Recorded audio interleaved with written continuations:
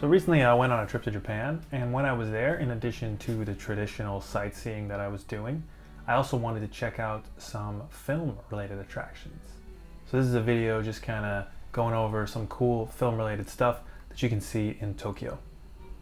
So the first place I went was Shibamata Station, and that has this really cool old street as well as a very interesting old temple. And that old street was the shooting location for a series of Japanese films called Torasan. I'd never heard of these before. The director Yamada Yoji is apparently very prolific. He made a ton of movies, so I'm gonna have to check those out.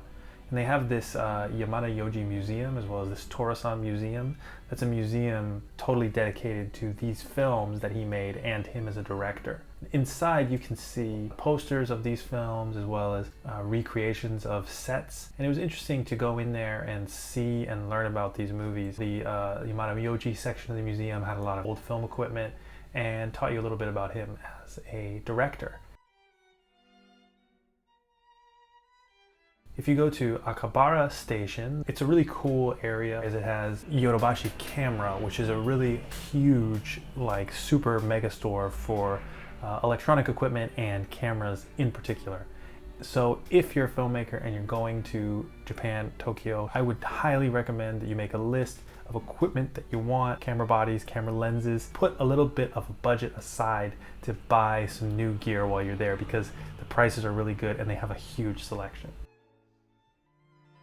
I make it a point to always try and check out the art cinemas when I go to new places. I found this one, Ebisu Garden Cinema. It looked like a pretty cool movie theater. I didn't get a chance to go in and see any of the movies there, but they had a cool selection of arty films. One thing that I was informed of that you have to be careful of in Japan is that a lot of films are dubbed. So you're gonna wanna look out for films that have subtitles if you're gonna go see a movie. If you do go to Ebisu and you find out that, oh, all the movies I wanna see are in Japanese, you can check out the photography museum, which is right next to the cinema there. So if you strike out with the movie, you can go to a really cool photography exhibit. Another place that I went was Shibuya Crossing. And if you're a film lover, you probably know this crossing. It's pretty iconic. It's in a lot of movies, most famously Lost in Translation. And most recently, it was in Alice in Borderland, the TV show. So if you're a younger person, you don't really know about the old movies, but you probably know about Alice in Borderland. Another cool site that you can go to is Shibuya Sky, which was also featured in Alice in Borderland. And it's just like a cool attraction on its own, but if you like the show, then it'll be doubly cool.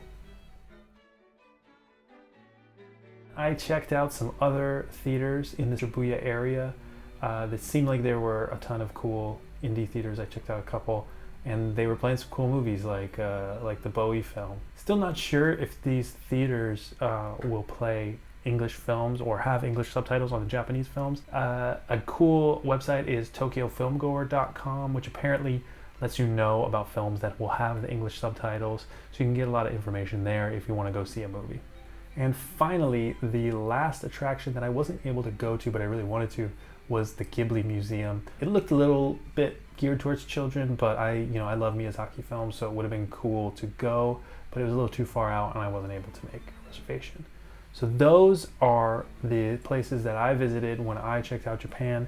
If you know of any cool movie attractions or cool attractions for filmmakers or film lovers when they go to Tokyo, let me know, hit me up in the comments, and let me know if you like this style of video and you want to see more kind of stuff like this, travel vlog style stoof. All right, talk to you guys next time.